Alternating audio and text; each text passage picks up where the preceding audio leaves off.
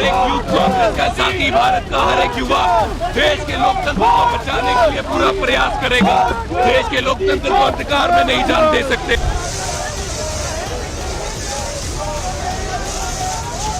जो चुनाव आयुक्त से सवाल पूछे, फंक्शनिंग पे सवाल पूछे, जायज सवाल पूछे, उसकी क्या उम्मीद होती है देश को? भाई वहां जवाब आएंगे। जवाब नहीं आते, भारतीय जनता पार्टी उनकी रक्षा में खड़ी हो जाती है। जिस प्रकार से उन्होंने एक प्रकार की सुपारी ली है भारत के संवैधानिक संस्थाओं के खिलाफ, वो केवल देश में ही नहीं बल्कि विदेश में भी जाकर भारत की संवैधानिक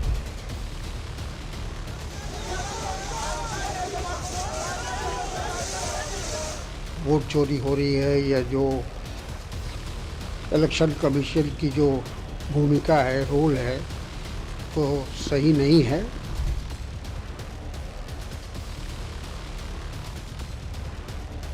भारत इलेक्शन कमीशन, इसके ऊपर हमें 100% नहीं 200% विश्वास है, और जो उसके ऊपर प्रश्न चिन्ह उठाते हैं मुझे घोर आपत्ति है।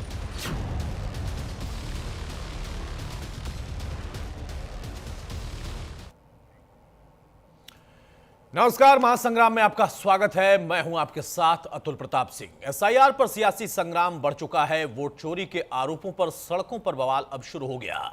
वोट चोरी को लेकर हंगामा तब और बरपा जब आज चुनाव आयोग पर वोट चोरी के आरोप पर लगाकर जयपुर में यूथ कांग्रेस के कार्यकर्ताओं ने प्रदर्शन किया और इस दौरान पुलिस और प्रदर्शनकारियों के बीच में तीखी झड़प की नौबत आ गई। इसके बाद वाटर कैनन का इस्तेमाल करके पुलिस ने प्रदर्शनकारियों को आगे बढ़ने से रोका। यह प्रदर्शन तब हुआ जब राहुल बार बार मुख्य चुनाव आयुक्त पर वोट चोरी के आरोप लगा रहे, एसआईआर का विरोध कर रहे। लेकिन राहुल के इन आरोपों के बीच देश के 272 पूर्व जजों, ब्यूरोक्रेट्स ने एक ओपन लेटर लिखा। लेटर के जरिए राहुल गांधी को नसीहत दी गई है कि लोकतंत्र के संस्थाओं को बेबुनियाद आरोपों और धमकियों से राजनीतिक पंचिंग बैग ना बनाया जाए। साथ में लेटर में लिखा गया कि कुछ नेता चुनावी हार के बाद निराशा में संस्थाओं पर हमला शुरू कर देते हैं। जब चुनाव परिणाम उनके पक्ष में आते हैं तब चुनाव आयोग पर कोई सवाल नहीं उठता, लेकिन हार मिलते ही चुनाव आयोग पर बड़े बड़े सवाल उठाए जाते हैं। इस लेटर के सामने आते ही कांग्रेस और ज्यादा भड़क गई। कांग्रेस ने आरोप लगाया है कि बीजेपी के इशारे पर यह लेटर लिखा और लिखवाया गया। हालांकि अब सवाल है कि क्या चुनाव आयोग पर राहुल वाकई बेबुनियाद आरोप लगा रहे, क्या संवैधानिक संस्थाओं की साख को कमजोर कर रहे, या राहुल के आरोपों में कोई दम है, और अगर दम है तो फिर यह लड़ाई कहां खत्म होने वाली है।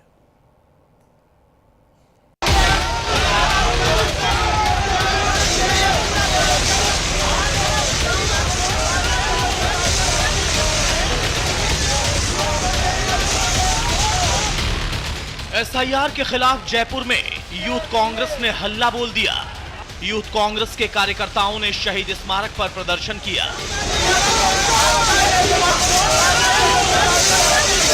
लेकिन प्रदर्शन के दौरान हंगामा तब बरपा जब यूथ कांग्रेस के कार्यकर्ता मुख्यमंत्री आवास की ओर कूच करने लगे। प्रदर्शन करते हुए मुख्यमंत्री आवास की तरफ बढ़ने लगे, जिन्हें रोकने के लिए पुलिस ने बैरिकेड्स लगाए। लेकिन यूथ कांग्रेस के कार्यकर्ता बैरिकेड पर चढ़ गए। इसके बाद पुलिस और प्रदर्शनकारियों के बीच में धक्का मुक्की भी हुई। हालात ऐसे बने कि पुलिस को वाटर कैनन का इस्तेमाल करके प्रदर्शनकारियों को रोकना पड़ा।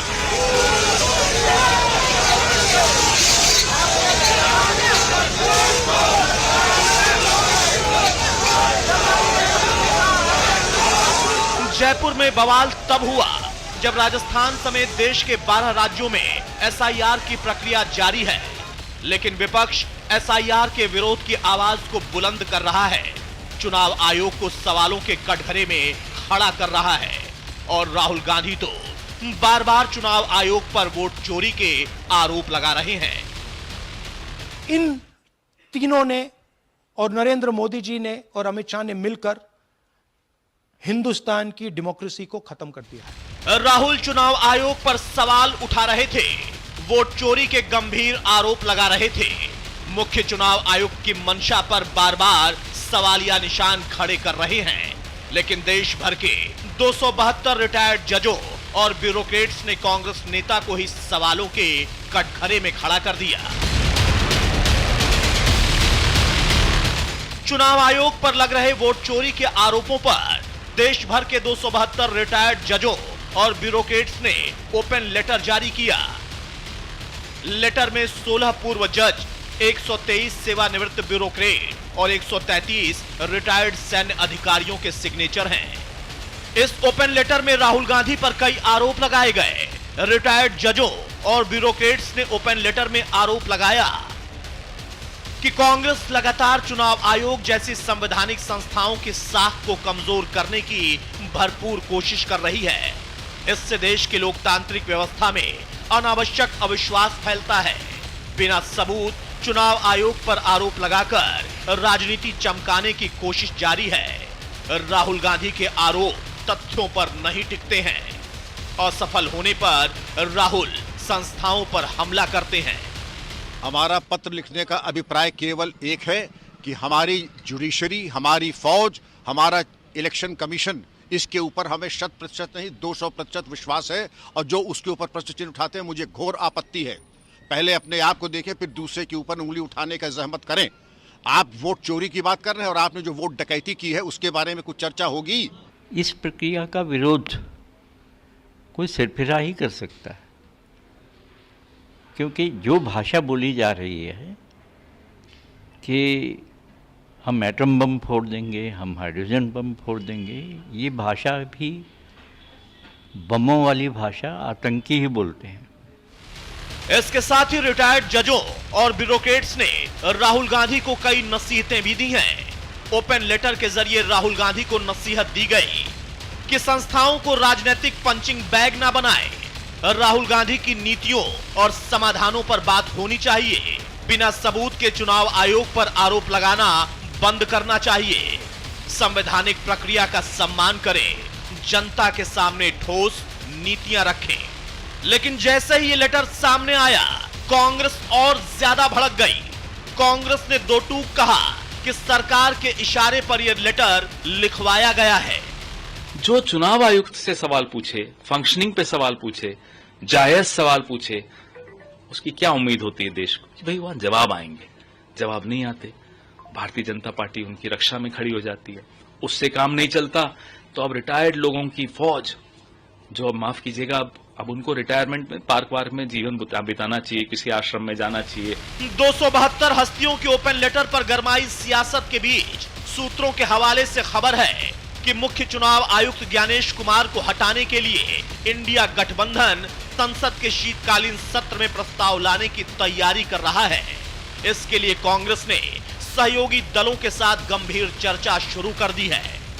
इलेक्शन SIR का इलेक्शन कमीशन का मुद्दा आएगा, इसमें तो मुझे कोई शक नहीं है। पिटीशन होगा, इलेक्शन उसका जाएगा, कोई वोटिंग वाला जाएगा, ये तो अलायंस साथ में तय करेगा। मेरा सिर्फ एक इसमें व्यक्तिगत ये है कि भाई हम जो लाएंगे वो इलेक्शन कमिश्नर के खिलाफ लाएंगे, जो एक कॉन्स्टिट्यूशनल अथॉरिटी है। ये इलेक्शन कमीशन तो कॉन्स्टिट्यूशनल अथॉरिटी है ही नहीं, ये तो बीजेपी का वर्कर है। अब उसके खिलाफ क्या लाओगे आप महाभियोग का प्रस्ताव? चलिए टेक्निकली लाना चाहिए, उससे डिबेट अच्छी होगी। देखिए, Rahul Gandhi LOP leader of opposition नहीं, लीडर ऑफ प्रोपेगेंडा है। और जिस प्रकार से उन्होंने एक प्रकार की सुपारी ली है भारत के संवैधानिक संस्थाओं के खिलाफ, वो केवल देश में ही नहीं बल्कि विदेश में भी जाकर भारत की संवैधानिक संस्थाओं पर कुठाराघात करते हैं। उनकी दादी माँ ने इमरजेंसी लगाई थी, संवैधानिक संस्थाओं को कुचला, अब पोताजी भी वही करते हैं। रिटायर्ड जजों और ब्यूरोक्रेट्स के ओपन लेटर पर सियासी आग भड़क उठी है। लेकिन सियासत के बीच में सवाल है कि क्या राहुल वाकई संवैधानिक संस्थाओं के साथ कमजोर करने की कोशिश कर रहे हैं? राहुल आरोप तो लगा रहे हैं, लेकिन चुनाव आयोग को शपथ पत्र क्यों नहीं दे रहे हैं?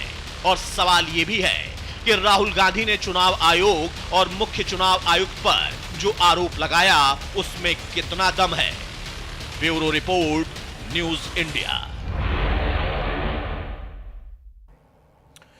बहरहाल तो महासंग्राम लगातार बढ़ता जा रहा है। आरोप जो लगे उस आरोपों पर कांग्रेस ने और भी गंभीर प्रहार कर दिया है, पलटवार कर दिया है कि ये जो लेटर लिखने वाले लोग हैं इसमें से कोई ऐसा नहीं है जो कि चुनाव आयोग में भी सेवा दे चुका हो। आखिर ये लेटर किस हैसियत से लिख सकते हैं? अब आप सोचिए कि 2014 या उसके पहले भी, खासतौर से 2014 से लेकर अब तक कई बार मोदी सरकार के खिलाफ भी लेटर लिखा गया और तब यही कहा जाता था कि लोकतंत्र में आवाज ऐसे ही आती है। ये लोकतंत्र को बचाने के लिए, संविधान को बचाने के लिए उन लोगों ने लेटर लिखा है जो कि सरकार की पैरवी नहीं करते या सरकार की आलोचना करते हैं। तब अगर स्वागत हो सकता है तो आज इस लेटर को लिखने के पीछे क्यों पूछा जा रहा है कि ये लेटर लिखा गया या लिखवाया गया। हमारे साथ कुछ खास पैनलिस्ट जुड़ेंगे, उनसे आपको तारुफ कराऊंगा, चर्चा में आगे बढ़ेंगे। लेकिन फिलहाल अशोक सज्जनार साहब हमारे साथ जुड़ चुके हैं, फॉर्मर डिप्लोमेट हैं, सीनियर डिप्लोमेट। बहुत स्वागत है अशोक सर आपका।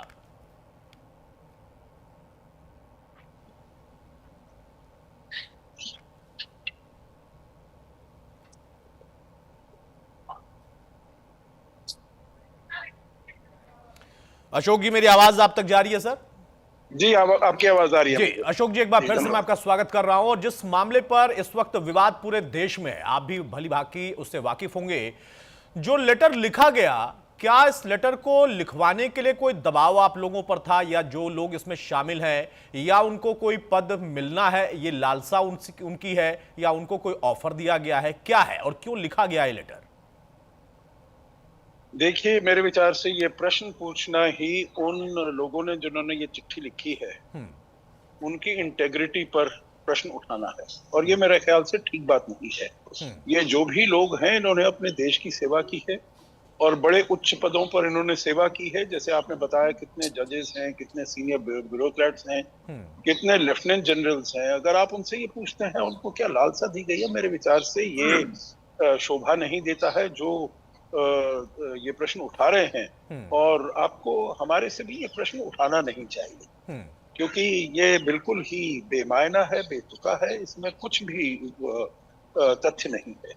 लिखा क्यों गया है? क्योंकि हम सब रिस्पॉन्सिबल सिटीजन्स हैं इस देश के। हम चाहते हैं देश का भला होना चाहिए, और जिस प्रकार से ये ऑपोजिशन जो काम कर रही है इससे देश का भला नहीं होगा, ना अपने देश में होगा, आप पूरे विश्व में। अब जब भारत का पूरा वहां पर कद बढ़ रहा है, वहां पर भारत की प्रोफाइल, क्लाउड, सभी कुछ ऊपर हो रहा है। भारत की अर्थव्यवस्था इतनी ऊपर हो गई है, पिछले 10 साल में 11वें नंबर से लेकर 4थे नंबर पर पहुंच गई है, 3रे नंबर पर पहुंच गई है। पूरी दुनिया भारत की तरफ देख रही है आशा की नजरों से।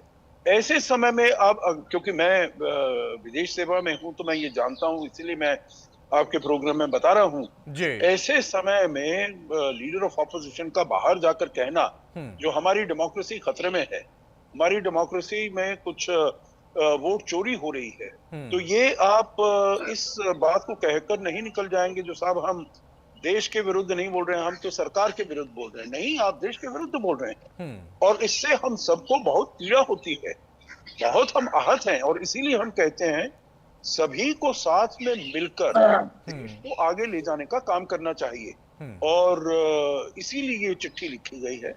देखिए, इनके जो हमने पॉइंट्स रेज किए हैं उसके बारे में आप बात करना चाहें कर सकते हैं, पर बिल्कुल सर, बिल्कुल। सज्जनार सर, मैंने ये पहला सवाल इसी वजह से पूछा था कि जब आप लोगों की तरफ से लेटर लिखा जाता और बाकायदा बताकर कि हम ये क्यों लिख रहे हैं, उसके बाद कांग्रेस और उनके समर्थकों की तरफ से बहुत ज्यादा और गंभीर प्रश्न आप लोगों पर ही खड़े कर दिए गए, जिसका आपने कहा कि सवाल उठना ही बेशर्मी है, लेकिन फिर भी ये उठ रहा, यही राजनीति है।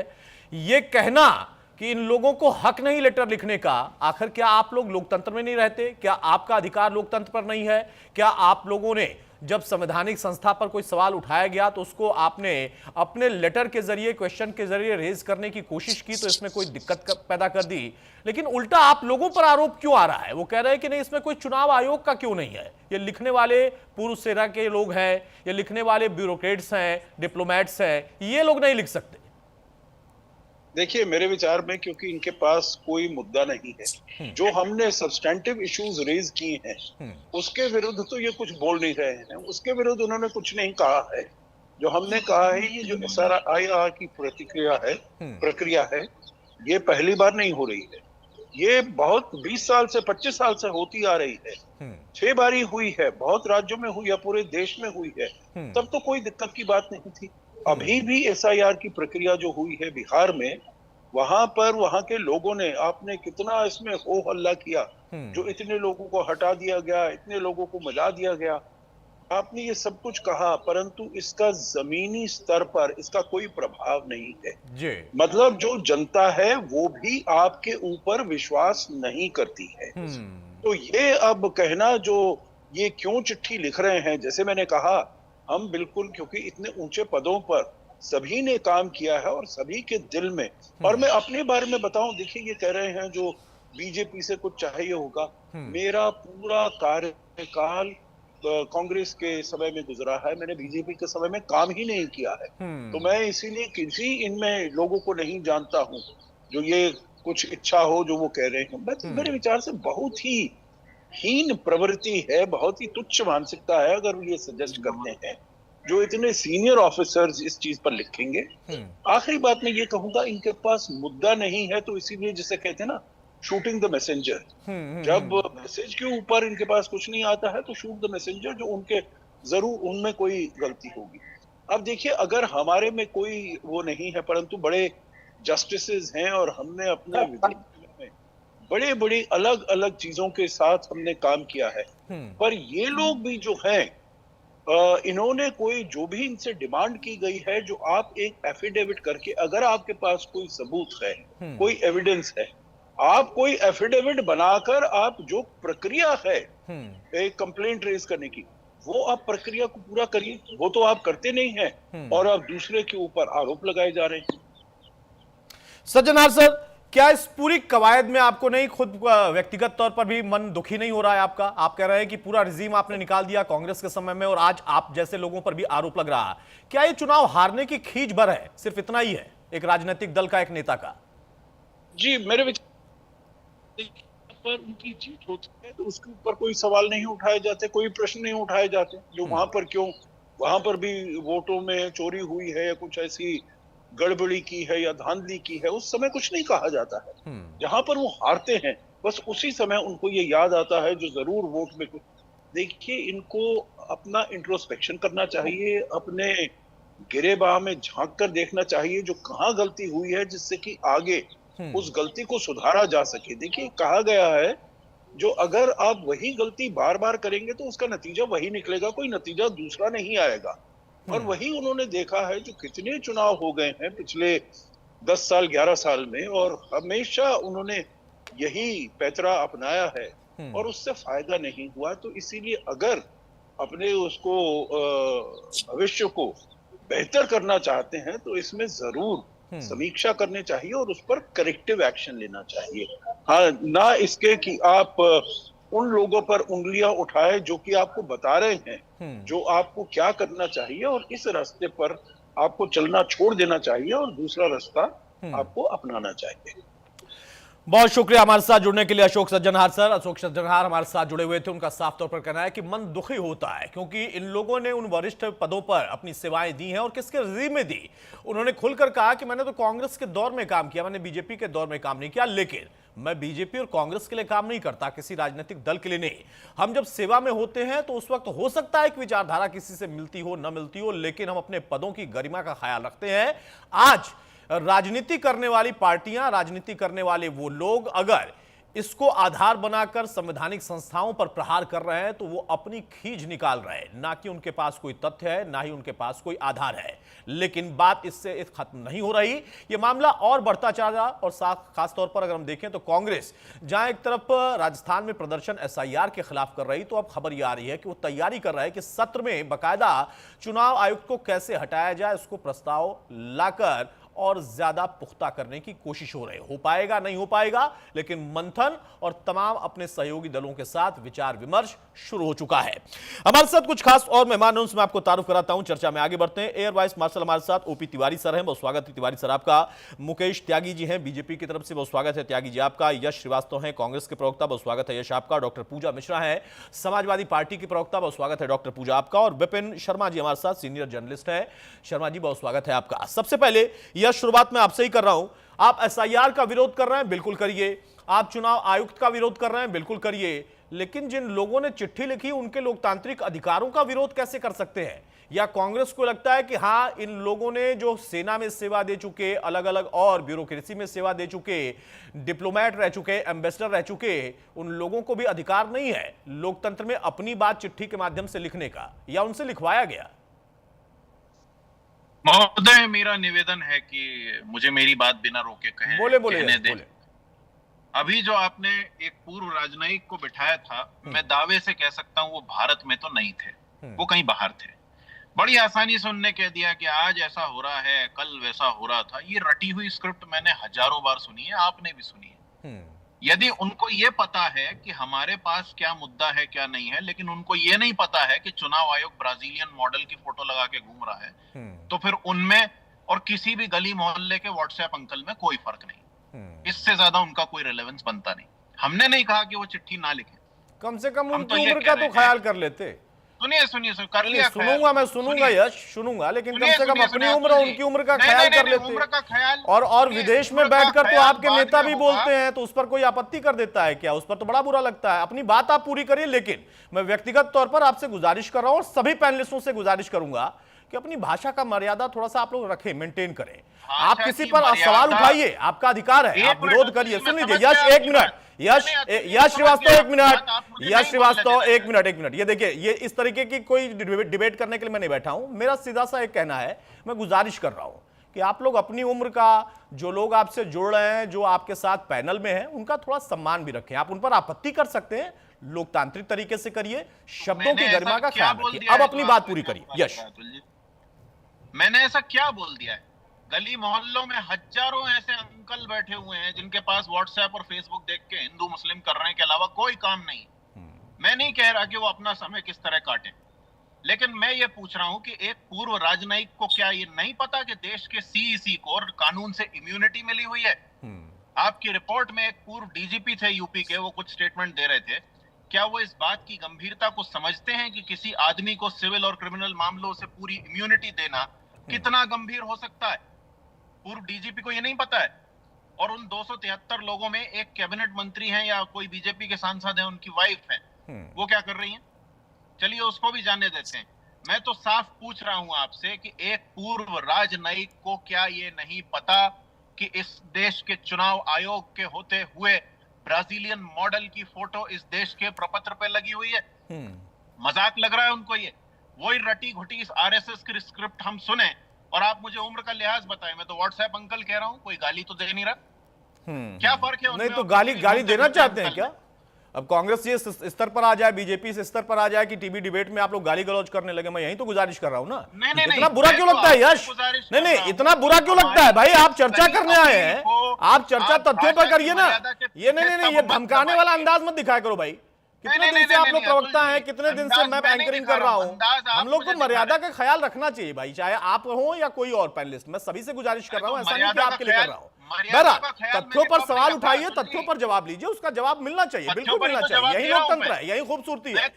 बताइए भाई मुकेश त्यागी जी, भाई यश श्रीवास्तव का ये कहना है कि जिन लोगों ने चिट्ठी लिखी है वो या तो विदेश में है या कोई चुनाव आयोग से जुड़ा हुआ नहीं है। हमने सवाल चुनाव आयोग और उनके कार्यशैली पर उठाया, जवाब बीजेपी देती है। उसके बाद चिट्ठी वो लोग लिख देते हैं जिनको लिखने का अधिकार ही नहीं है शायद, या वो रिटायर्ड अंकल हैं। अभी बोला इन्होंने ये रिटायर्ड अंकल लोग हैं, गली मोहल्लों में बैठने वाले। नहीं, यश अभी बोला है, 3 बार बोला है, गली मोहल्लों में बैठने वाले, विदेश में बैठने वाले। नहीं मत करिए, नहीं मत करिए। अभी आपने बोला, 3 बार बोला है, और अब उनकी बारी है बोलने की। विपिन त्यागी, मुकेश त्यागी, माफी चाहूंगा, मुकेश त्यागी, हो गया भाई, ज्ञान हो गया आपका। यश श्रीवास्तव हो गया। मिर्ची लग जाती है क्या? आप ही की बात को दोहरा दिया, मिर्ची लग गई। सुनिए अब जवाब लीजिए मुकेश त्यागी जी। मुकेश त्यागी जी, मुकेश त्यागी, श्रीवास्तव जी, आप श्रीवास्तव जी, आपसे अनुरोध है। लोगों ने नरेंद्र मोदी को पत्र लिखा है मणिपुर के समय, उसके बारे में चर्चा हुई थी क्या? यही बोलते रहेंगे क्या? नरेंद्र मोदी ने मुकेश त्यागी, स्टूडियो में चिल्ला रहे हैं, पब्लिक सुनती नहीं इनकी। स्टूडियो में चिल्ला रहे हैं। वोट के, अरे आप वोट के चोर हैं, आप देश की संपदा के चोर हैं। ये और देखिए, आपने आप एक काम करिए, अपने उल्लू सीधे एक काम करने के करिए, लिए शायद हमको इसके हटा पीछे दीजिए, छुप जाते हैं इनका आप। ये सारा कार्यक्रम चलाइए, ये कोई गलत बात है बिल्कुल। बीच में त्यागी जी बोलिए, बोलिए। मुकेश त्यागी जी, मेरे प्लीज बीच में कंटिन्यू। एंकर बोल रहे हैं महोदय। यश श्रीवास्तव सुनिए भाई, इतनी अभद्रता नहीं भाई, मुझे पता है चुनाव हारने का बहुत ज्यादा इस तरीके की खींच रही आप लोगों के पहले भी आपके दौर में, इसीलिए आपातकाल भी लगा हुआ था क्योंकि कोर्ट के जरिए पूरे चुनाव को ही चोरी बता दिया गया था। आप सुनिए, जवाब लीजिए। यश श्रीवास्तव जवाब लीजिए, आपको अकेले भाषण देने के लिए नहीं बुठाए। नहीं, अगर ये तरीका है तो जा सकते हैं भाई, प्लीज। हाँ ठीक है। मुकेश त्यागी भाई, सीधा सा सवाल है, चुनाव आयोग पर सवाल उठा, जवाब चुनाव आयोग नहीं देता है, बीजेपी दे देती है। फिर दूसरा उनका आरोप, चिट्ठी लिखने वाले वो लोग हैं जिनका कोई लेना देना नहीं है चुनाव आयोग से, ये रिटायर्ड लोग हैं, क्यों लिख सकते हैं चिट्ठी? इनके तो कोई लोकतंत्र होंगे नहीं ना अधिकार में। बहुत बहुत धन्यवाद। फिर देखिए बोल रहे हैं, यूपी बिहार में आप अपराध का शिकार बना रहे हैं, उनका कोई भैया इनको ही बोलने दीजिए। मैं त्यागी साहब please continue sir, please continue. ये स्ट्रेटजी होती है, जोर जोर से बोलकर अपनी आवाज को ऊपर ले जाना, ये स्ट्रेटजी है। आप उससे थोड़ा सा विचलित मत होइए, आप अपनी बात रखिए सर। त्यागी साहब प्लीज कंटिन्यू भाई। मुकेश त्यागी प्लीज। मैं नहीं बोलूंगा जब तक ये बोलते रहे। नहीं, आप बोले सर, वो चुप हो गए, सुन रहे हैं। इनकी दिल की भड़ास पूरी करवाइए आज आप। हाँ तो हम निकलवाएंगे त्यागी जी, आप अरे चोरी तो पकड़ाने दीजिए ढंग से। अरे चुप जाइए, बहुत बोल लिया आपने। नहीं, भड़ास मत बताइए हमें, भड़ास आपकी है 100 साल की। अच्छा फिर देखिए बोले जा रहे हैं ये, फिर बोले जा रहे हैं। इनको कोई शर्म या तमीज नाम की कोई चीज नहीं है। पहले कहते मुझे 2-3 मिनट अलग से बोलने दीजिए, जब कोई दूसरा प्रवक्ता बोलता है। तमीज आप ना बिहारी को सिखाइए। ये क्या बदतमीजी है यार आपकी, ये this is absolutely nonsense. You are interfering continuously. Nonsense तो ये है कि ये देश इस समय keep quiet, understand, this is the anchor show, you are not the anchor of the program. Tyagi ji please continue sir, Tyagi ji please continue. What is this nonsense, you constantly interrupting me. मतलब तमीज ही नहीं है, अपने आप को पता नहीं कहां के बड़े विद्वान समझते हैं ये। देखिए मुझे तो 3-4 शेर याद आ रहे हैं। एक तो ये कि भैया नाच ना जाने आंगन टेढ़ा, और क्या कहते हैं वही गाली, जिंदगी भर यही गलती करते रहे कि धूल चेहरे पे थी और शीशा साफ करते रहे। नाच ना जाने आंगन टेढ़ा। अरे आप इतने ज्यादा फ्रस्ट्रेटेड हो चुके हैं। आप ये देखिए कि इनको बेचारों को सत्ता सोच जो है बहुत दिनों से नहीं मिला है। वेस्ट बंगाल में 42 साल से नहीं मिला है, 35 साल बिहार में नहीं मिला है। अभी बिहार में इनकी परास्त हुई है बहुत बुरी तरीके से। क्या हालत हो गई कांग्रेस की। और इन्होंने मुझे ये बताइए कि जिस समय राजनारायण जी ने इंदिरा गांधी के चुनाव को कंटेस्ट किया था, उन्होंने कोर्ट में जाकर के उनके खिलाफ वर्डिक्ट लेके आए थे। As a result of that she was disqualified to contest election. तो आप क्यों नहीं कोर्ट में जा रहे हैं? आप कोर्ट को भी गाली देते हैं, आप इलेक्शन कमीशन को भी गाली दे रहे हैं। जब आप जीत जाते हैं तो आप शांत हो जाते हैं। कर्नाटक में हो, तेलंगाना में हो, आप वहां पे कोई प्रतिक्रिया नहीं देते।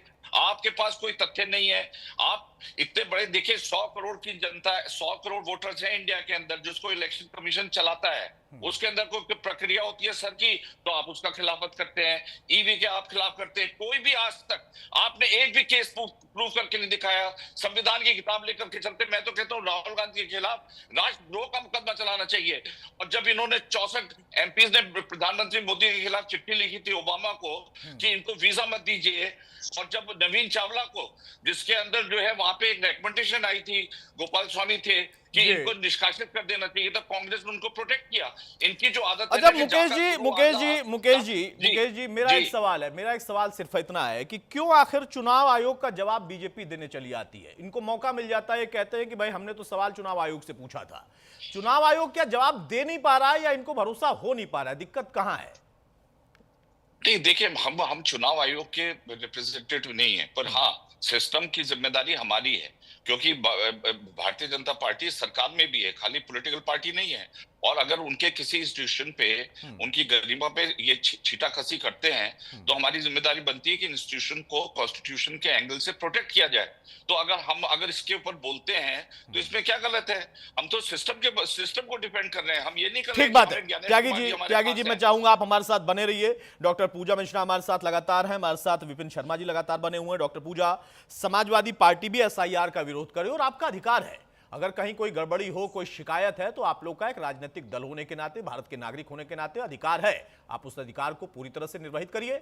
लेकिन संवैधानिक संस्थाओं पर एक तरफा आरोप लगाना और फिर उसके बाद अगर इसी देश के नागरिक वो किसी भी और सेवा में रहे हो, ब्यूरोक्रेट्स रहे हो, सेना में रहे हो, डॉक्टर रहे हो, कोई भी हो, अगर वो अपने अधिकारों के तहत कोई चिट्ठी लिख देता है तो क्या उसके अधिकार खत्म हो जाते हैं?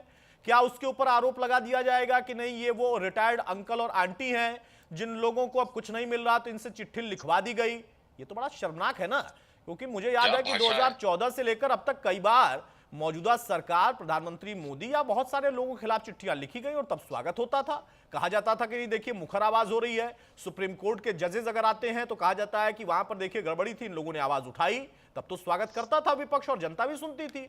लेकिन आज अगर 270, 72 या मैं कह रहा हूं एक आदमी ने भी चिट्ठी लिखी है तो उसकी आयु को लेकर, उसकी रिटायरमेंट को लेकर, उसकी आपत्ति को लेकर इतने गंभीर सवाल क्यों खड़े हो सकते हैं? क्या इन लोगों ने किसी लालच में चिट्ठी लिखी है? अतुल जी आपको नमस्कार, साथी वक्ताओं को मेरा नमस्कार। अब किसी लालच में लिखी या नहीं लिखी ये तो वही जानते होंगे। इस पर टिप्पणी समाजवादी पार्टी नहीं करती है, उनका मौलिक अधिकार है, कॉन्स्टिट्यूशन को राइट देता है। 272 क्या जितने लोग चाहे उतने लोग पत्र लिखते हैं, हमारे अगेंस्ट लिखे और सरकार के अगेंस्ट में लिखे, इलेक्शन कमीशन के अगेंस्ट में लिखे, इससे हमें आपत्ति नहीं है। पर हाँ, अभी जो है भाजपा के प्रवक्ता को गालिब की बड़ी शेर याद आ रही थी, तो एक गालिब का शेर और है, काबा किस मुंह से जाओगे गालिब, शर्म तुमको मगर नहीं आती। तो ये भी गालिब का शेर है, याद रखें। और बात कर रहे थे इलेक्शन कमीशन की। जब हम इलेक्शन कमीशन की बात करते हैं, ये जो उन्होंने पत्र लिखा है ना, मैं बिल्कुल, जो चाचा जी थे इससे पहले जो रिटायर्ड थे, विद ड्यू रेस्पेक्ट, उन्होंने कहा उनको बहुत शर्म आती है इस तरीके के पत्र लिखे, मतलब इस तरीके के प्रश्न पूछे जा रहे हैं। 2010 में एक किताब पब्लिश की हुई थी, नरसिम्हा राव ने लिखी हुई थी, डेमोक्रेसी एट रिस्क। मुझे लगता है तब तो काफी जो है वो सकता है कि रिटायर हुए थे कि नहीं हुए थे वो, उस समय उनको शर्म आई थी कि नहीं आई थी। मुझे लगता है कि अगर बोले होते कि उस समय भी मुझे शर्म आई थी जब डेमोक्रेसी एट रिस्क जो है एक किताब लिख दी गई हुई थी, और वो जो है ऑस्ट्रेलियन लाइब्रेरी में भी अवेलेबल है, वो यूएस लाइब्रेरी में भी अवेलेबल, उसकी availability through out the world है, और वो हो गया हुआ है, वो पब्लिश हो चुका है, वो हमेशा रहने वाला है। तब भी शर्म आई होती तो अच्छा लगता। पर अगर हम अभी इलेक्शन कमीशन की बात करते तो इलेक्शन कमीशन पे हमारा प्रश्न क्यों है? आपको पता होगा कि बिहार में 6 अक्टूबर को मॉडल कोड ऑफ कंडक्ट लागू हो चुका था। उसके बाद में भी जो मुख्यमंत्री महिला रोजगार योजना के तहत 10,000 जाने थे अकाउंट में, वो 17 अक्टूबर, 24 अक्टूबर और 31 अक्टूबर को गया, और वो शेड्यूल था 7 ऑफ नवंबर को जाने के लिए, जस्ट वोटिंग से पहले। तो इस पे प्रश्न तो उठता है, इलेक्शन कमीशन की गतिविधियां अगर जो है संदिग्ध लगती हैं, जो लगता है कि आपको मॉडल कोड ऑफ कंडक्ट के तहत नहीं आ रही है, तो प्रश्न उठेगा और उनसे पूछा जाएगा, और इनको भी अधिकार है पत्र लिखने का। पर ये बड़ा दुखद हो जाता है कि जब देश की जनता, देश के जो नागरिक हैं, जो वरिष्ठ नागरिक हैं, जिनकी जिम्मेदारी बनती है ये प्रश्न पूछा जाए कि सरकार से हो कि ऐसा क्या कर रहे हैं आपके विपक्ष, आप पे भरोसा नहीं कर पा रहा है। आपने देखे होंगे इंटरव्यूज, बहुत सारे जो चीफ रहे हैं इलेक्शन कमीशन के, जिन्होंने कहा कि अगर कोई एक व्यक्ति भी देश का इलेक्शन कमीशन की प्रक्रिया पे डाउट करता है तो चीफ ऑफ इलेक्शन कमीशन की जिम्मेदारी बनती है, इलेक्शन कमीशन ऑफ इंडिया की जिम्मेदारी बनती है उसके डाउट को क्लियर किया जाए। यहाँ पे तो न जाने कितने समाजवादी पार्टी का एप्लीकेशन उठा करके देखेंगे तो हम जब वोटिंग चल रही थी लगातार हमने इलेक्शन कमीशन को हम अपनी जो है पेज पे भी अपडेट करते हुए, साथ ही साथ वो एप्लीकेशन को बहुत संख्याओं के साथ में देते रहे। बहुत अच्छी बात कही डॉक्टर पूजा। मैं व्यक्तिगत तौर पर आपकी इस बात का समर्थन करता हूं जो आपने बहुत खूबसूरत बात कही। आपने कहा कि किसी के मौलिक अधिकार पर तो कम से कम समाजवादी पार्टी आपत्ति नहीं कर सकती। हाँ, उनकी चिट्ठी लिखने में और उसके पीछे के और जो सवाल है, मंशा है, उस पर आप सवाल खड़े करिए।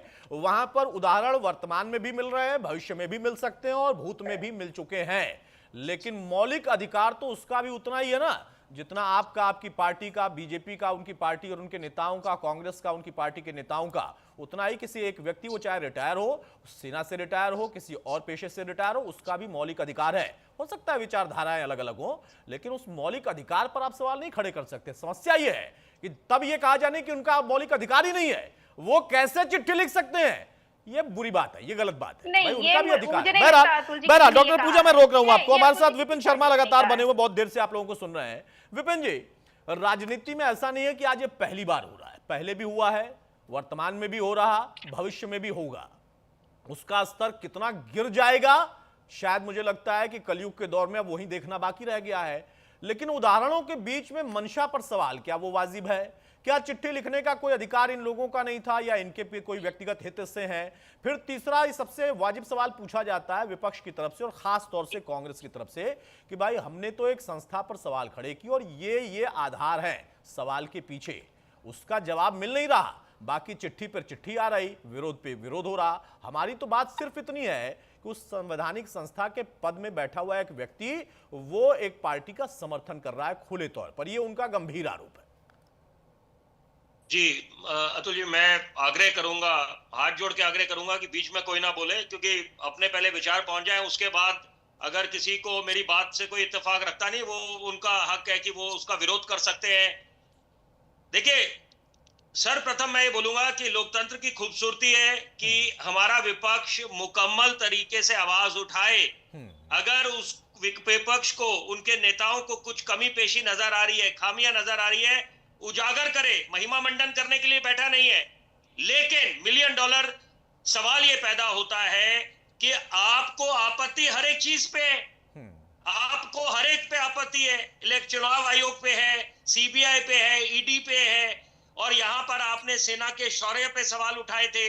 और ये मैं व्यक्तिगत तौर पे नहीं बोल रहा, ये जो बातें आई हैं तो इसका मतलब है उसके पीछे कुछ वजह है कि आपको हर एक संस्था पे आप सवाल उठा रहे हैं। आम आदमी के पास क्या संदेश जाएगा? आम आदमी सोचने पे मजबूर हो जाएगा। एक कांग्रेस का स्वर्णिम दौर रहा है, उसको आप नकार नहीं सकते। ग्रैंड ओल्ड कांग्रेस पार्टी बोला जाता है, बड़े महानुभाव दिए हैं। यश जी, आपकी पार्टी ने, मैं कुछ उदाहरण भी गिनाऊंगा इस समय दर्शकों की जानकारी के लिए, लेकिन मैं ये बोलूंगा कि मंथन करना चाहिए, चिंतन करना चाहिए कि किसके कार्यकाल में माननीय सर्वोच्च न्यायालय ने टिप्पणी करी थी कि सीबीआई क्या है, इट्स अ केज्ड पैरेट, एक तोता है जो पिंजरे में बंद है। और वहां पर इमरजेंसी किसके कार्यकाल में लगाई गई थी? और तो ये वो जो दंगा हुआ था 84 का, वो तो याद करके दिल दहल जाता है। तो ये बातें, ऐसी तमाम बातें हैं जिसकी तरफ ध्यान केंद्रित होना चाहिए। आप इस समय सत्ता पे काबिज नहीं है, बिल्कुल आपको हक मिलता है, पूजा जी को हक मिलता है कि ये मुखर तरीके से आवाज उठाएं। सरकार की जो खामी है, बिल्कुल एसआईआर की प्रक्रिया पे सवाल उठा सकते हैं। टाइमिंग को लेकर आप बोल सकते हैं कि चुनाव सर पे थे, नवंबर के महीने में चुनाव कराने थे और आपने जून में जाके प्रक्रिया करी।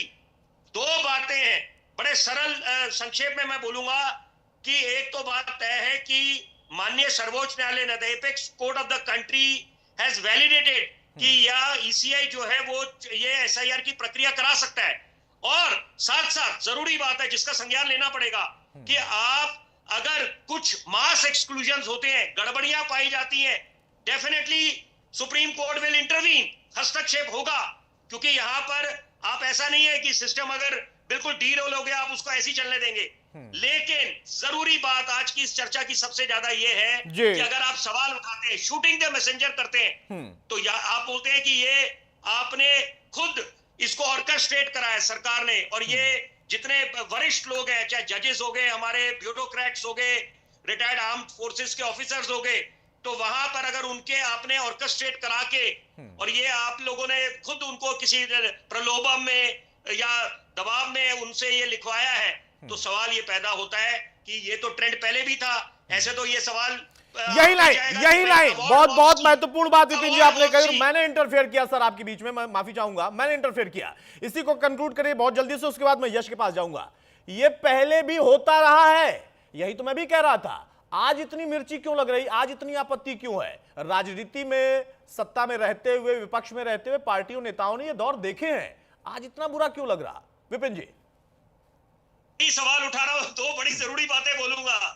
देखिए, अवार्ड वापसी जब हुआ था, ऐसे तो वहां तो देखिए सरकार ने, अगर बात करें यहाँ पर, हम लोग बतौर पत्रकार हैं, तो यहाँ पर पत्रकारिता का धर्म निभाते हुए एक बात बोलूंगा, हम सिक्के के दोनों पहलू उजागर करते हैं। यहाँ पर 2014 के पहले भी मीडिया था, अलग अलग उपाधियां दी जाती हैं।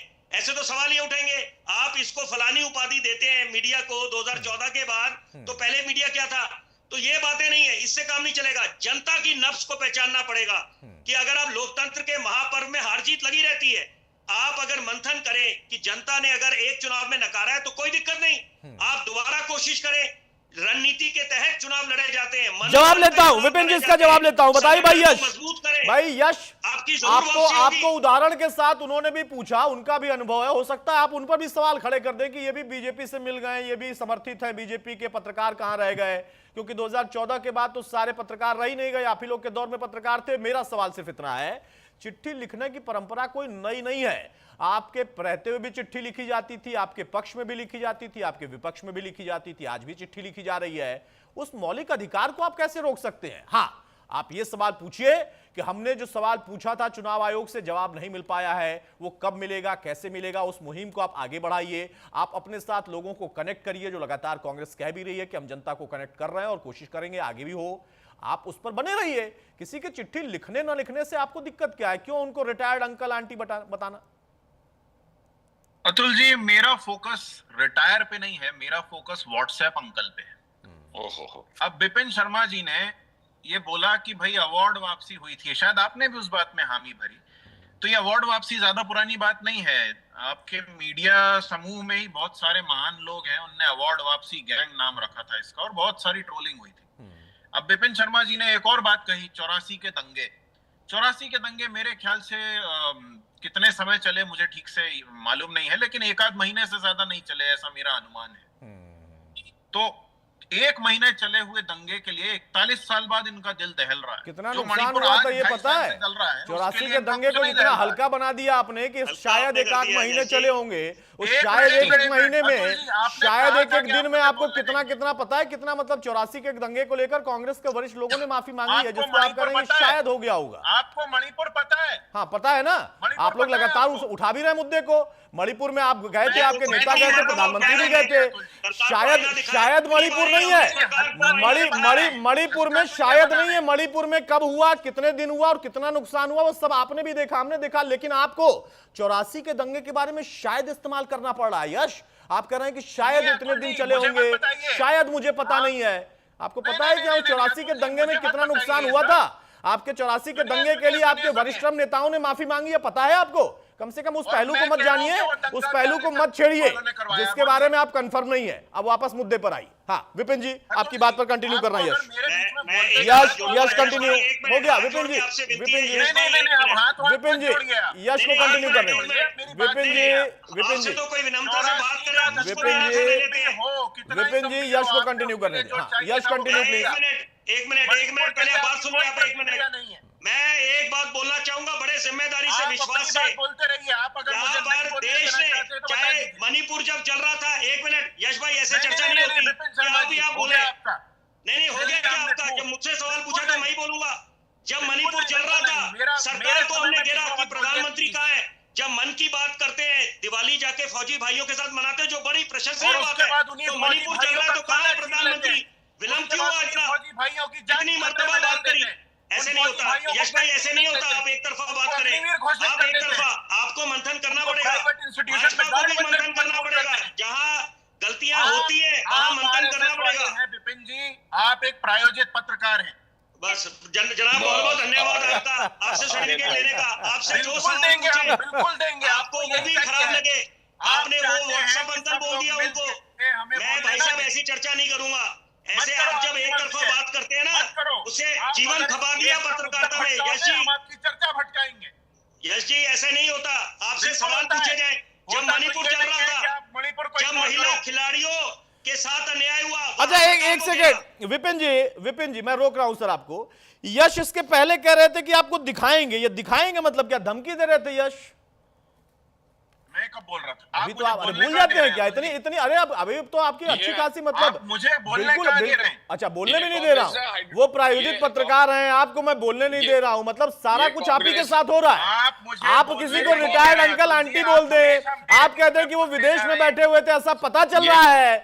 सब आप बोलेंगे, सब कांग्रेस बोलेगी, सारे आरोप कांग्रेस लगाएगी और बाद में कहेगी हमें बोलने नहीं दिया जाता। अच्छा बोलने देते हैं भाई, बोलने देते हैं विपिन जी, बोलने देते हैं। यश बोलिए, यश बोलिए, यश बोलिए। विपिन जी 1 मिनट शांत हो जाइए। विपिन जी 1 मिनट शांत हो जाइए। विपिन जी इतिहास में बहुत कुछ है। विपिन जी इतिहास में बहुत कुछ है, समय मेरे पास थोड़ा कम है। यश को कंटिन्यू करने दे, यश को कंटिन्यू करने दे। विपिन शर्मा जी दीक्षित अरे भाई जी शर्मा जी ऐसी नेता थी, एक मिनट महान नेता जो विफलता के लिए तैयार रहती थी। हाँ ठीक है विपिन जी एक मिनट आप बोलने दे। हाँ यश कंटिन्यू जल्दी से, लेकिन फिर मैं त्यागी जी आपके पास आ रहा हूं। मंथन का विषय कि चुनाव में हार जीत लगी रहती है, आप जनता की नब्ज समझे, दोबारा आपकी वापसी होगी। बताइए भाई, यश बोलिए, यश बोलिए। आपने सरकार बनाई तो इसके पीछे मतलब जनता ने आपको स्वीकार करा, यश। तो वही बात है, हार जीत लगी रहती है। मेरा सीधा सा सवाल था, शुरू में ही था, जितने भी लोगों ने पत्र लिखा है क्या वो ये नहीं जानते कि सीईसी को कानून से पूरी इम्यूनिटी दिलवाई गई है? पूर्व डीजीपी, पूर्व राजनयिक, क्या ये इस बात की गंभीरता को नहीं समझते? क्या वो प्रेस कॉन्फ्रेंस जिसमें हमने ब्राजीलियन मॉडल की फोटो इस देश के लोगों के वोटर आईडी पे लगी दिखवाई, अरे तो कोर्ट जाइए ना, दिखाए, क्या वो झूठ है? कोर्ट क्या जाइए। वो झूठ है? अगर वो झूठ है तो चुनाव आयोग एफिडेविट दे। अरे अगर कोर्ट चुनाव नहीं आयोग जाते। एफिडेविट नहीं दे रहा है तो आप लोग क्यों आ रहे हो बीच में? आप भाई साहब कोर्ट और क्यों नहीं उसके जाते हैं? उसके बाद आप सब लोग जाके कभी अब किसी की उम्र के पीछे छुप जाओगे, उम्र कभी के फौज पीछे। के पीछे छुप जाओगे, और यहाँ 4 लोग इकट्ठे होकर सोचोगे कि आप हमारा मुंह बंद कर दोगे। हम ज्यादा से ज्यादा खत्म हो सकते हैं महोदय, इससे ज्यादा कुछ नहीं होगा। इस देश के करोड़ों युवा जो बेरोजगारी के तले दबे हुए हैं, उनको आप इस तरह के प्रोपेगेंडा से दबा रहे हो। आप चाहते हो कि ठीक है, जवाब लेता हूं यश, इसका जवाब लेता हूं। मुकेश त्यागी देखिए बड़ी गंभीर बात कहे, और यश अभी युवा है, वो कह रहे हैं ज्यादा से ज्यादा क्या होगा, हम खत्म हो जाएंगे, हम खप जाएंगे। खपने और खत्म होने तक को कांग्रेस के प्रवक्ता तैयार है। सवाल उठाते हुए वो कह रहे हैं कि हमने कुछ उदाहरण दिए, उसका जवाब चुनाव आयोग ने दिया। चुनाव आयुक्त के लिए आप लोगों ने एक इम्यूनिटी सिस्टम 2023 में लागू करा दिया, उसकी वजह से हम उनके खिलाफ कुछ कर नहीं पा रहे, उनके खिलाफ कोई हम कानूनी कार्रवाई नहीं कर सकते। और आप कह रहे हैं कि आप जाइए कोर्ट, भाई वो कह रहे हैं उनका घर लूट रहा और वो कोर्ट जाए पहले कि अपना घर बचाए। त्यागी जी, मैं समझता हूं कि एक जिम्मेदार लीडर ऑफ अपोजिशन का ये फर्ज बनता है कि जुडिशियल प्रक्रिया को पूरी तरीके से उसको एग्जॉस्ट करें, लेकिन वो करते नहीं है। वो सड़क पर आकर के अराजकता फैला रहे हैं और कहते हैं मैं हाइड्रोजन बम और एटम बम छोड़ूंगा। मुझे लगता है कि उनके जो सारे जो चले हुए कारतूस हैं वो प्रवक्ता बन करके उनको डिफेंड कर रहे हैं। और जिस प्रकार से आप देखिए 1 दिसंबर से लेकर 19 दिसंबर को शीतकालीन पार्लियामेंट्री सेशन होने वाला है, इन्होंने उसी वक्त जो है रामलीला मैदान में जो है इसके खिलाफ जो है एक मुहिम छेड़ रहे हैं। मुझे ये नहीं समझ में आता कि आप इलेक्शन कमीशन को भी बदनाम कर रहे हैं, जुडिशरी में आपका ट्रस्ट नहीं है, जनता ने आपका ट्रस्ट खो दिया है। दिक्कत ये है कि कांग्रेस जो कि ग्रैंड ओल्ड पार्टी थी आज ऐसे हाशिए पे पहुंच चुकी है कि एक्सटिंक्शन हो सकता है। और Rahul Gandhi ji leader of opposition संवैधानिक पद लेकर के मैं समझता हूँ पूरे विदेश में जाकर के जिस तरह से देश का अपमान कर रहे हैं, आप समझ सकते हैं इसका कितना बड़ा नुकसान होता है। क्योंकि वहां के जो एम्बेसडर्स हैं उनके आगे वहां के पत्रकार सवाल पूछते हैं उन कंट्रीज के कि आपके लीडर ऑफ अपोजिशन अगर कहते हैं, अब देखिए 2017 एक सेकंड मुझे 2 मिनट बोलिए 2017 में गए यूनिवर्सिटी ऑफ कैलिफोर्निया में, बोलिए idea of non violence attack in India.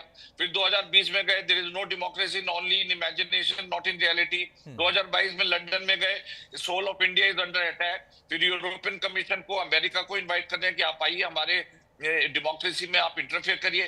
तो आप पूरे विदेश में जा करके ढिंडोरा पीट रहे हैं कि देश की राजनीति जिस प्रकार से यश जी बोल रहे हैं हमारी गंभीर, वो सब एम्बेसडर रह चुके हैं, आपसे बहुत ज्यादा पढ़े लिखे हैं और समझदार और तमीजदार हैं, और आप इस अल्प आयु में आकर के आपकी इतनी हिमाकत होगी कि आप उनके खिलाफ इस प्रकार की बातें करें और पत्रकार को कह रहे हैं प्रायोजित पत्रकार। अरे ये सब आपका जमाना था, ये आपका कल्चर था, और उस कल्चर को क्योंकि क्या कहते हैं जाका गुरु आंदा ताका चेला खरा निरे। तो जिस प्रकार की ये बातें कर रहे हैं, कांग्रेस की जो गरिमा है वो ये सिर्फ पुत्र मोह के कारण कांग्रेस का खात्मा हो रहा है। राहुल गांधी जब तक इस पे सत्ता बने रहेंगे वो बचकाने तथ्य उठाते रहेंगे, सर की जैसी उसके कभी खिलाफत करते हैं, कभी उसका प्रोटेक्ट करते हैं, कभी चीफ इलेक्शन कमीशन के खिलाफ इंपीचमेंट प्रोसीडिंग्स लाने की बात करते हैं। महुआ मोहित्रा तो यहाँ तक कह रही है कि भैया जैसे ढाका में हुआ इनको फेंक निकालो और इनको जो जेल में डालो। ऐसी अराजकता की बातें हो रही है, फिर कहते हैं ठीक है। डॉक्टर पूजा मिश्रा देखिए भाई सीधा सा सवाल है, आपने कहा कि किसी के मौलिक अधिकार पर कम से कम आप और आपकी पार्टी वो आपत्ति नहीं कर सकती। हाँ, उसके पीछे उनका मोटिव क्या है, क्यों उन्होंने सिर्फ इसी वजह से चिट्ठी लिखी या उस चिट्ठी में यही सवाल उठाया, इस पर प्रश्न हो सकते हैं, इस पर चर्चा हो सकती है। अब उधर से जवाब दिया जा रहा कि ये हमारा खुद का एक विजन था, हमने सोचा कि क्यों एक पार्टी या कुछ लोग बार बार संवैधानिक संस्थाओं पर ही प्रहार कर रहे हैं। अगर आपको लगता है कि कुछ गलत हुआ है तो जो उस पर सबसे वैलिड हो सकता है, कोर्ट जाना उसमें से एक है, या फिर उसके लिए और बड़ा आंदोलन आप करिए, वो भी आपका अधिकार है। आप उस दिशा में न जाकर उनके मौलिक अधिकारों पर ही सवाल खड़े करके और फिर कहें कि नहीं हमने तो कुछ कहा ही नहीं, हमने तो सवाल खड़े किए ही नहीं, और फिर यह भी कह दिया जाए कि ये प्रायोजित लोग हैं। तो कहा भी आपने सब, किया भी आपने सब, कर भी रहे हैं आप सब, और फिर कहते हैं कि नहीं हमने तो कुछ कहा ही नहीं, कुछ किया ही नहीं। डॉक्टर पूजा,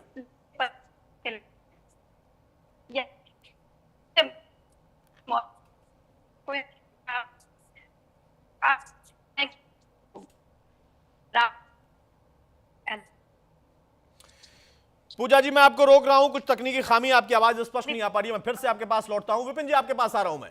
भाई आपको तो प्रायोजित बता दिया गया, इतने समय की पत्रकारिता पर सवाल खड़ा कर दिया, बड़ा आसान होता है। और किसी भी पार्टी के लिए ऐसा नहीं कि सिर्फ यश के लिए बोलूंगा, अपने मुताबिक जवाब नहीं मिलता है ना तो बीजेपी भी कर देती है। समय तो खुलकर ही बोलने में लिए यहाँ पर स्वतंत्र हो, मैं बोलता भी हूं, किसी से डर नहीं है। यहाँ पर वो अपने अपने हिसाब से वहां तक समझ में आता है कि चलो प्रवक्ता है, चलो इनकी भी कुछ जिम्मेदारी है, कुछ इनको अधिकार दिए गए हैं जिम्मेदारी के साथ, तो उसका निर्वहन कर रहे हैं, न करें तो बेचारे क्या करें। लेकिन सब पर सवाल खड़े करेंगे, फिर संस्कार भी भूल जाएंगे, फिर कहेंगे नहीं लिखने वाले रिटायर हो चुके हैं, उनको कुछ चाहिए, आकांक्षा है। तो आपके दौर में या आपके लिए लिखते हुए या मोदी सरकार के खिलाफ लिखते हुए जिन लोगों ने आकांक्षा के तहत चिट्ठी लिखी, उनको इन लोगों ने क्या क्या दे दिया, क्या क्या नवाज दिया। हो सकता है कुछ नवाजे भी गए हो, क्योंकि अवार्ड वापसी का जब जिक्र होता है ना तो बहुत सारे लोग ये भी कहते हैं कि अवार्ड तो दे दिया लोगों ने, रकम जो मिलती है साथ में पुरस्कार की वो आज तक नहीं आई। ये भी सच है। लेकिन अब इस चिट्ठी वार में आपको क्या लग रहा है कि हाँ कुछ कंक्रीट निकलेगा? और इसके पीछे जो सबसे बड़ा सवाल है, जो कि वाकई मुद्दा हो सकता है कि हाँ कुछ गलत हो रहा है क्या, कांग्रेस कह रही है, राहुल कह रहे हैं, कोई भी कह रहा है, तो उसका कोई जवाब तो आए। वो जवाब कहीं से मिलेगा या नहीं मिलेगा? देखिए अतुल जी, आपका सवाल बड़ी अहमियत रखता है। यश जी ने मेरे लिए क्या बोला व्यक्तिगत, मैं उस पे कुछ बोलूंगा नहीं, वो इनकी अपनी निजी राय है। मैं तो धन्यवाद करूंगा कि भाई साहब आपने बोला मेरे बारे में, और मुझे किसी से सर्टिफिकेट प्रमाण लेने की आवश्यकता नहीं है, क्योंकि जब भाजपा को आईना दिखाया था मणिपुर पे तो वहां वो बोलते थे कि आप विपक्ष के प्रवक्ता हैं। तो ये आदत पड़ गई है, हम लोग जनता के नुमाइंदे हैं, जनता की आवाज उठाते हैं। दो बड़ी जरूरी बातें मैं जरूर उनका जिक्र करना चाहूंगा। देखिए जब 2024 का चुनाव संपन्न हुआ, नतीजे आए और 240 पे भाजपा सिमट गई, बड़े बड़े दावे करे 400 पार जाएंगे, आत्मविश्वास 7वें आसमान पर था। वहां पर एक नई उम्मीद की किरण आई। मुकेश जी मैं आपको भी चाहूंगा कि आप ये बात जरा ध्यानपूर्वक सुने। देखिए आप बड़े सुलझे हुए प्रवक्ता हैं कि वहां पर बेहतरीन कमबैक करा था कांग्रेस ने, क्योंकि अगर तुलना करें 2014 से और 19 से, बेहतरीन comeback, it was a marvellous comeback on the part of Congress. और यहां पर जिस तरह से लोकतंत्र के मंदिर में घेरना शुरू हुए और यहां पर बिल्कुल he was cornering the government Rahul Gandhi, and बहुत बेहतरीन। तो उम्मीद कर रहे थे कि उसी मोमेंटम को बना के रखेंगे। तो आप ये नहीं है कि आप बिल्कुल कंप्लेसेंट या कैजुअल हो जाए, आपको कंसिस्टेंसी दिखानी है निरंतर यहां पर, और वो कारण हुआ। और वो बात है कि आपने बोला कि भाई आप बैसाखियों के सारे सरकार है, आप अगर कंसिस्टेंट रहते कांग्रेस, और मैं तो दोनों को बोलूंगा, बाजी असल मायने में उत्तर प्रदेश, क्योंकि दिल्ली का रास्ता उत्तर प्रदेश से निकलता है। जीत तो वहां अखिलेश यादव जी की हुई थी कि जो बड़े बड़े दावे करे जा रहे थे उत्तर प्रदेश में दोबारा हम लोग बाजी मारेंगे भाजपा, तो वहां उसके इतर यहां पर बाजी लोकसभा के चुनावों में समाजवादी पार्टी ने मारी थी उत्तर प्रदेश में, जग जाहिर है। तो इसका मतलब है कि आपने कमबैक करा था, आप जनता की नब्ज को समझने लगे थे, जनता ने स्वीकृति दे दी थी, लेकिन आपने मोमेंटम कहां जाके उसको हल्का कर दिया, तो वो तो मंथन का विषय। अगर हम वहां पर सवाल उठाएं, पूजा जी आप जरूर, और वहीं पर सवाल उठाएं तो फिर आपको सर्टिफिकेट मिलने लगता है विपिन जी। और अगर ऐसे सर्टिफिकेट विपिन जी आपने लेना शुरू कर दिया होता, हम लेना शुरू कर दे, तो हमारा घर भर जाएगा भाई। अरे घर भर जाएगा विपिन जी, कहां रखेंगे इनके दिए हुए सर्टिफिकेट ले जाकर, कहां रखेंगे सर्टिफिकेट? कहता है पिताजी जब मैं बाकियों को देखता हूं तो मैं देखता हूं मेरे पिताजी कितना पीछे रह गए। मैंने बोला बेटा मेरे को उसी में बड़ा गर्व महसूस होता है, एक फौजी का बेटा हूं, फौजी का पोता हूं, मेरे को उसी में बड़ा फक्र होता है। मैं पत्रकारिता के प्रोफेशन में रहा हूं, जीवन खपा दिए। ठीक है डॉक्टर पूजा, बहुत जल्दी से अपनी फाइनल कमेंट अपना करिए क्योंकि समय की पाबंदी है। सवाल सिर्फ इतना है कि आप अपना मंथन करिए और किसी और के मौलिक अधिकार पर कम से कम व्यक्तिगत टिप्पणी या फिर आरोप प्रत्यारोप मत करिए। हाँ, आप आपत्ति कर सकते हैं, ये लोकतांत्रिक व्यवस्था दूसरे को जो है अधिकार कि वो हमारे मौलिक अधिकार पे आपत्ति टिप्पणी कर सकते हैं। वो जो है विपक्ष को कह सकते हैं कि कुछ लोग हैं ये जो देश का एलओपी है और जो समाजवादी पार्टी अपने आप में देश की तीसरी सबसे बड़ी पार्टी उभर करके आई हुई है और पूरा विपक्ष किसी चीज का विरोध कर रहा है। एक प्रदेश की मुख्यमंत्री है ममता बनर्जी जी, आप उसको पॉकेट ऑफ पीपल कैसे कह सकते हो? हम 272 पीपल को पॉकेट ऑफ पीपल नहीं कह सकते हैं, पर आप पूरे समूचे विपक्ष को पॉकेट ऑफ पीपल कह सकते हैं और आप कहते नहीं मौलिक अधिकार है। नहीं है क्या? होती है बात, नहीं है क्या डॉक्टर पूजा? पूछना तो आपको पूछना पड़ेगा। डॉक्टर पूजा नहीं है क्या? यही तो मेरा सवाल था, फिर समझ नहीं पाई आप। यही मेरा सवाल था, समझ नहीं पाई आप। फिर आपका सवाल मैं कह रहा हूं एक आदमी का भी मौलिक अधिकार ही होगा, वो चाहे 272 लोग हो या पूरा विपक्ष हो या पूरा सत्ता पक्ष हो। भाई एक आदमी का भी मौलिक अधिकार ही होता है। बाबा साहब के संविधान में उसके मौलिक अधिकार का वहीं पर जो है आप कह लीजिए कि उतना ही महत्व होता है जितना 272 का होगा, जितना पूरे विपक्ष का होगा, जितना पूरे सत्ता पक्ष का होगा। ये मत कहिए कि वो 272 है। जब आप कह सकते हैं कि आप पूरा विपक्ष है तो वो भी कह सकते हैं कि 272 है। मेरा सवाल यही था पूजा, मैं फिर से दोहरा रहा हूं, एक आदमी का भी मौलिक अधिकार ही है। लेकिन दूसरी बात जो मैं बार बार कह रहा हूं कि अगर आपको उनकी किसी मंशा पर सवाल उठाना है, आप उठाइए, वो भी जवाब देंगे, आप भी सवाल पूछिए, वो आप लोगों का अधिकार है। लेकिन उनके चिट्ठी लिखने पर सवाल मत खड़े करिए। डॉक्टर पूजा देखिए अतुल जी, उनके चिट्ठी लिखने पे सवाल हम नहीं कर रहे हैं। हमने पहले भी कहा आपसे कि जब वो टारगेट ये करे कि कुछ लोग, ये गलत है ना, ये कुछ लोग नहीं है, ये देश का विपक्ष है। जनता नहीं है विपक्ष बना करके सदन में भेजा हुआ, ये सदन से लेकर के सड़क पर प्रश्न उठा रहे हैं और इनका अधिकार बनता है। और भाजपा के प्रवक्ता महोदय, आपने जो है एलओपी की बार बार बात कही कि देश से बाहर जाकर के, हमारे देश के प्रधानमंत्री साउथ कोरिया में जाकर के कहते हैं 2014 से पहले जन्म लेना शर्मसार था। हम सभी 2014 से पहले जन्म लिए हैं, क्या हम लोग शर्मसार फील करते हैं क्या? आप देश पे गर्व नहीं कर पा रहे थे, आप जन्म लिए होते, आप मुख्यमंत्री रहे गुजरात के, त्यागी जी प्रधानमंत्री रहते हुए आप कह रहे हैं कि नहीं यहाँ पे शर्मसार उनका। और इनकी जो है सांसद महोदया एक्ट्रेस भी है कंगना रनौत जी, कहती हैं कि आजादी 2014 में मिली। आप पूरे समूचे फ्रीडम फाइटर्स लोगों की अपमान कर देते और ये सो कॉल्ड नोटिस जारी कर देते। कोई एक सांसद ये कह दे कि नहीं वही देश हूं, ऐसा नहीं है कि उनके ही जैसे बहुत सारे और भी मिसालें हैं। कभी एक नारा भी लगता था कि मैं ही देश हूं, मैं ही ऊपर, तो होता रहता है। सिर्फ एक वजह से लोकतंत्र नहीं खत्म हो जाएगा। अच्छा डॉक्टर पूजा आपको एक और चीज मैं आखिरी में बताता हूँ। डॉक्टर पूजा एक चीज और मैं आखिरी में कहकर अपनी बात खत्म करेंगे। यहाँ पर हम सभी लोग, समय की पाबंदी है। आपने कहा था ना, आपने एक शेर कहा था कि काबा में क्या मुंह दिखाओगे गालिब। सिर्फ काबा में ही क्यों दिखाना है भाई? काशी में क्यों नहीं दिखाना है मुंह? क्यों नहीं गया जी में जाकर दिखाना है मुंह? क्यों याद आया सिर्फ काबा ही क्यों जाना है भाई? अरे काशी भी जाइए, गया जी भी जाइए, लेकिन चुनिंदा अपनी अपनी राजनीति बांट कर करने वाले राजनीतिक दल, उनकी पार्टी, उनके प्रवक्ताओं के लिए सेगमेंटाइज करना होता है। बहरहाल बहुत शुक्रिया डॉक्टर पूजा आपका, यश आपका, त्यागी जी आपका और विपिन जी आपका। तो एक बार फिर से सवाल इसी बात का है कि 272 हो या फिर 70 हो या फिर एक व्यक्ति हो, मौलिक अधिकार तो उसका भी उतना ही है जितना कि संविधान में एक समूह को, एक संस्था को, एक पार्टी को, सबको मिला हुआ अधिकार है। उस एक आदमी के मौलिक अधिकार पर भी आप प्रश्न नहीं खड़े कर सकते। हाँ, आप सवाल उठाइए, आप आपत्ति करिए, आप चुनाव आयोग, संवैधानिक संस्था, उनके खिलाफ अपनी लड़ाई राजनीतिक लड़ते रहिए। सत्र आने वाला है, चर्चा है कि वहां पर प्रस्ताव लाया जाएगा, वो प्रस्ताव लाने का भी आपका अधिकार है, वो सब कुछ करिए। लेकिन मौलिक अधिकार सिर्फ एक व्यक्ति और समूह के हिसाब से तय नहीं होगा। हर व्यक्ति का अधिकार अधिकारी होता है।